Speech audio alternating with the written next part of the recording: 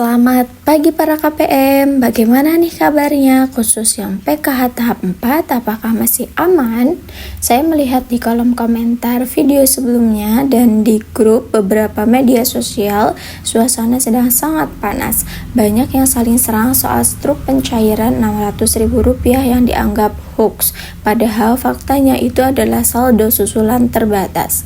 Bapak Ibu, saya mengerti rasa lelah menunggu KKS yang zonk sebulan penuh itu nyata. Namun di video kali ini saya tidak akan membahas saldo yang belum masuk. Kita akan bahas kabar gembira bagi KPM usia 20-40 tahun. Aturan baru BPJS Ketenagakerjaan yang bikin bantuan putus, hingga daftar wilayah yang hari ini resmi menerima beras sebesar 10 kg.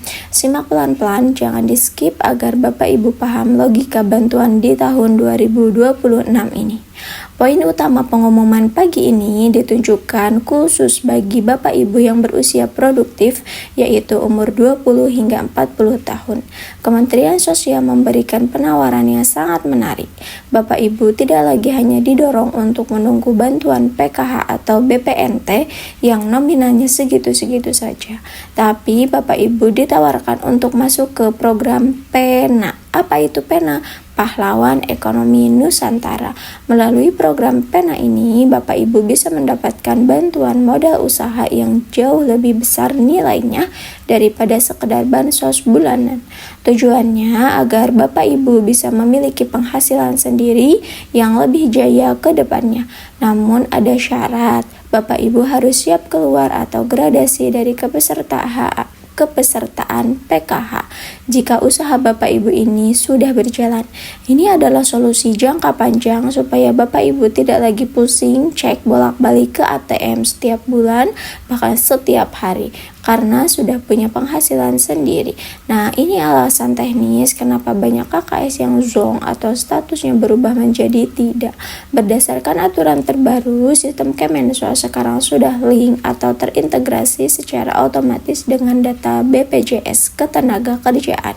Peringatan keras nih bagi Bapak Ibu, jika di dalam satu kakak ada anggota keluarga, baik anak, suami atau istri yang bekerja dan gajinya tercatat di atas UMP atau UMR atau UMK, maka sistem akan langsung mencabut bantuan Bapak Ibu secara otomatis. Sistem ini membaca dari database digital, jadi tidak perlu lagi nih survei lapangan dari pendamping untuk memutus bantuan jika data gaji sudah terbaca.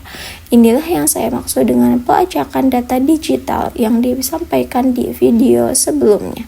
Jadi sebelum Bapak Ibu marah-marah ke tetangga atau perangkat desa, coba deh cek dulu apakah ada anggota keluarga Bapak Ibu yang baru masuk kerja dan terdaftar di BPJS Ketenagakerjaan dengan gaji standar UMR. Jika ya, itu salah satu penyebab saldo Bapak Ibu bisa zonk. Selanjutnya, banyak yang takut diputus juga karena tetangga iri atau memfoto rumah. Bapak Ibu, fitur sangka di aplikasi cek bansos memang ada, tapi dengan integrasi data BPJS tadi, pemerintah sebenarnya sudah punya alat ukur yang lebih canggih. Pesan saya, jangan habiskan energi Bapak Ibu untuk saling curiga antar tetangga.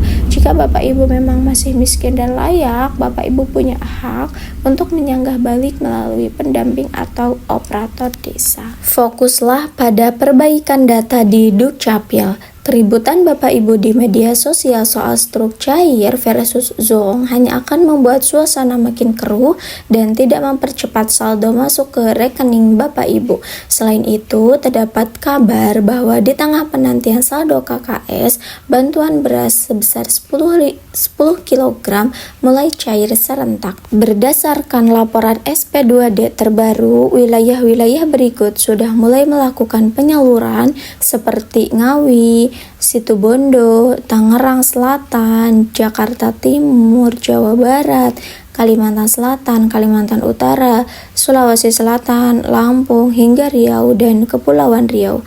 Bagi Bapak Ibu di wilayah tersebut, segera cek ke kantor desa atau kelurahan masing-masing. Bantuan beras ini sangat penting untuk menstabilisasi harga di pasar yang sedang melambung tinggi mencapai Rp13.000 per kilo. Meskipun saldo uang di KKS masih antri di sistem perbankan, setidaknya urusan dapur bisa terbantu dengan beras gratis ini. Jadi, kesimpulannya, bagi usia 20-40 tahun, ambil peluang program Pena agar lebih mandiri. Waspadai data BPJS Ketenagakerjaan dalam KK Bapak Ibu yang bisa memutus bantuan secara otomatis. Dan bagi yang masih zonk, saldo PKH BPNT-nya tetap bersabar karena proses clearing bank masih berjalan untuk termin susulan.